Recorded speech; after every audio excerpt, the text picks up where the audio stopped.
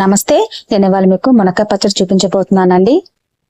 Full video నా ఛానల్లో ఉందండి, ప్లీజ్ చెక్ చేయండి. ముందుగా బాండలు పెట్టుకుని అందులో పల్లి ఆయిల్ అనేది వేసుకుని పీచి తీసేసినటువంటి మునక్కాయ ముక్కలు అనేది దోరగా ఫ్రై చేసుకోవాలండి. తడి ఉండకూడదండి. మునక్కాయలకి బాగా ఫ్రై అయిన తర్వాత ప్లేట్ లో పక్క తీసుకున్న తర్వాత అదే ఆయిల్ లో మనం పోపు అనేది వేసుకోవాలి. ఆవాలు, జీలకర్ర, మినపప్పు, పచ్చనపప్పు, ఎండుమిర్చి, వెల్లుల్లి రెప్పలు, ఇంగువ, అలాగే కరివేపాకు వేసుకోవాలి. కరివేపాకు తడి లేకుండా చూసుకోండి. మీరు రుచి కోసం ఇంగువ అనేది వేసుకోండి.